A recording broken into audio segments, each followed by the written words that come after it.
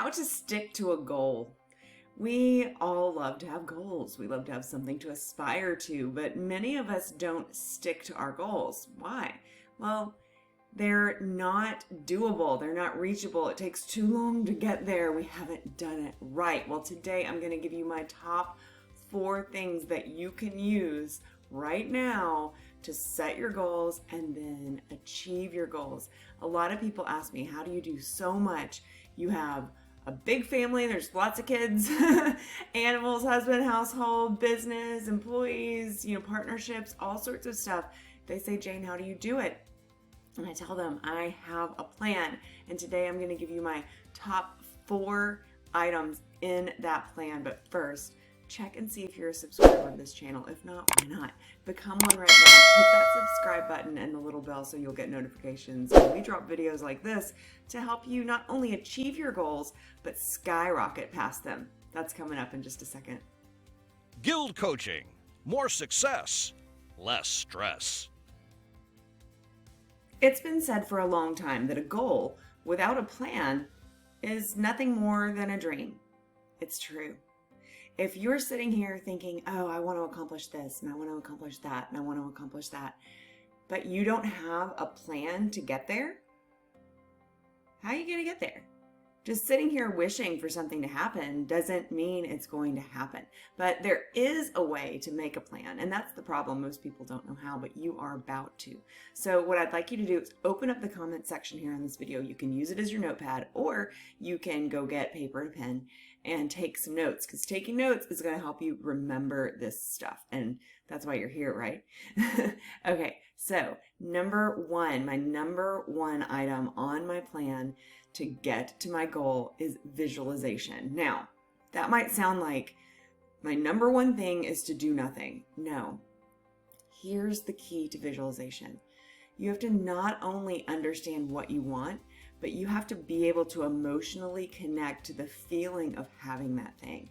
That's what visualization gives you. So what do I mean by visualization? I mean being still in a meditative state, in a breathing, just non-moving breathing state, and allowing yourself to picture the thing that you want, the situation that you want, everything about it. What does it feel like? What does it look like? What does it smell like? Who's there? What am I wearing? All of the little details. And then at every detail, ask yourself, how does this feel inside me? Connecting with the way that it feels is going to do a couple things. Number 1, it's going to increase that energy. When you can connect with the thing in a way that emotionally ties you to it, that increases that emotional energy, and where your attention goes, energy flows, and that is where abundance grows. So make sure that you're connecting with those feelings, because that helps that energy to expand, and energy attracts like energy. The second thing is it helps to fuel your commitment.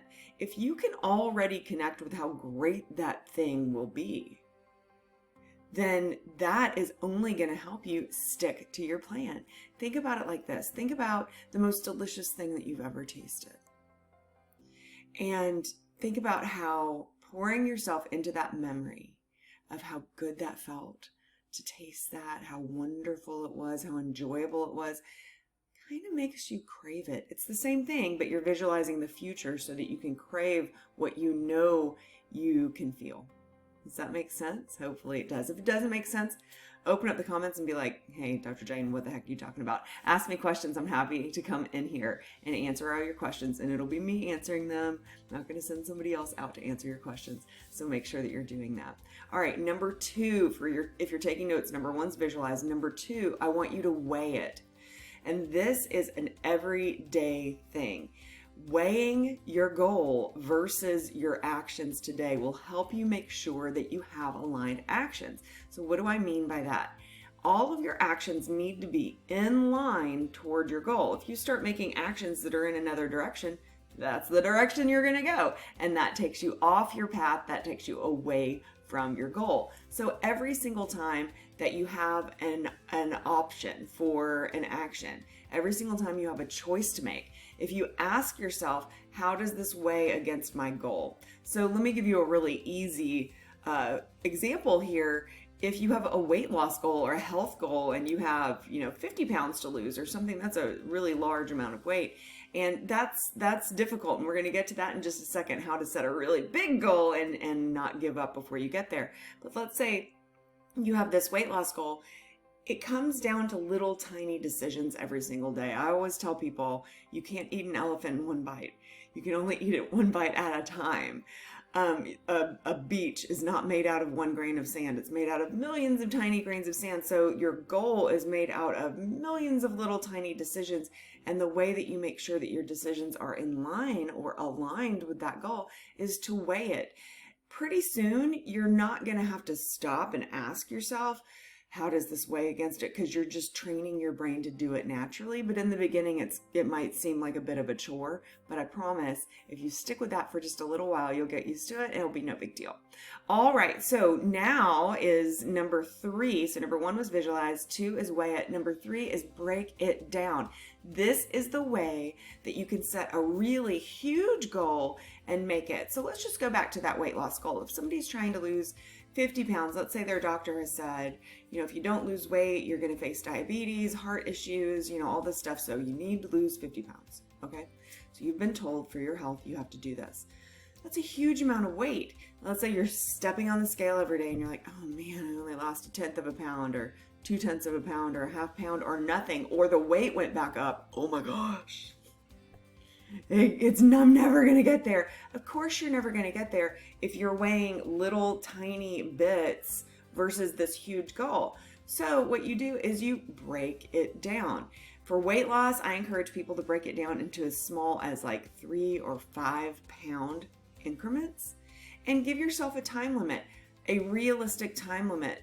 The healthy, what I'm told is by doctors who advise these things, is that no more than 1 pound a week is really healthy for an adult. So let's say you've got 50 pounds. That's 50 weeks, guys. That's almost a year. So I'd give myself at least a year to lose that amount of weight because, it's going to fluctuate and all that. So I would probably say let's take 18 months instead of 12. But set yourself a goal, your initial goal. It's a little bit easier usually at first to drop those first pounds. The last pounds are the harder ones to lose. So let's just say your first goal is 5 pounds in 5 weeks. You plot it on your calendar and that's what you do. And then when you finish that first little benchmark, that first 5 pounds, the whole thing is aimed at 50, but if you're just focusing on that smaller piece, you can do it. This reminds me of when my mother was ill. My mother passed away in 2010 as she had cancer, and a lot of times when people are sick and they don't have an appetite, if you bring them a huge plate full of food, they'll be like, ugh, no. So what we did when she was in the hospital, we asked every single time she was delivered a meal, we asked for an extra plate. And we would take 1 bite of each thing, little tiny bit, just tiny. We take 1 bite of each thing and we put it on the plate, and then we would give her that plate. And though she didn't feel like eating, it was doable. She would look at it and it wouldn't be so overwhelming. The whole plate full of food was like, oh my gosh, there's no way I can eat all that. I'm not even going to start, mentally. But the plate with 1 bite of each thing, and to her, our 1 bite was like 3 bites, it was pretty much all that she could deal with emotionally and mentally, but she'd eat it. So the whole point was to get some calories down so that she'd have energy to fight her battle, her cancer battle.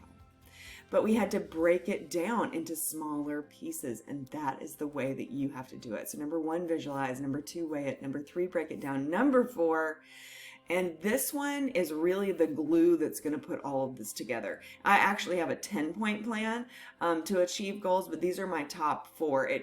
Nothing can happen without these. But this 4th one, this is the glue. Are you ready? Write it down. Number 4, accountability. I have an incredible tribe, and we tell each other our goals and we hold each other accountable on them.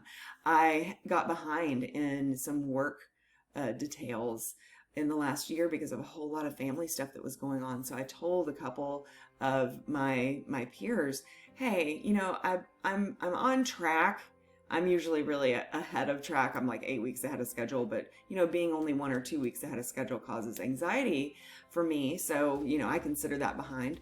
I know most people would be like 1 or 2 weeks out, you're fine, but it's my own standards for me because I know what I need. And so I told them what my goals were, and I said that I was having a hard time keeping them. And then I just asked them one favor. I said, on Tuesday morning, would you just set a reminder for you just to text me and make sure that I'm on task with this?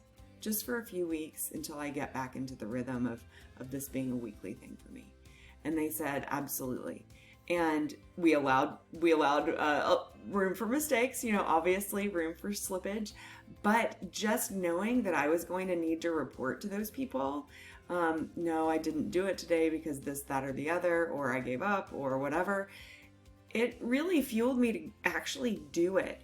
And so having that system of accountability is so important. And we have a whole tribe built for you, and we invite you to join. Check out the video description below. Join us in the Gilded Tribe. It's a Facebook group. It's private. You have to be approved to join. Request approval, and we will get to you as soon as we possibly can and welcome you in. And there is a beautiful group of like-minded, beautiful, light individuals in there to help encourage you, and you can connect in there. We've seen partnerships develop in there. We've seen friendships develop in there, maybe a romance or two. And you can come in and connect, and we will all be there to support you. We, including me, the other Guild coaches, our whole team, and all of our public tribe members who have come together. They've said that they want a little bit more intimacy, a little bit more connection, and accountability. And so we invite you there. So you don't even have to create your own system of accountability. We've already done it for you. All right. Again, if you're not a subscriber, make sure you hit that subscribe button and the little bell so that you know next time we drop a video like this. And if this has taught you anything, if you've had any aha moments, let me know what those are in the comments and give me a thumbs up so I know that this video was of use to you. I'll see you next time.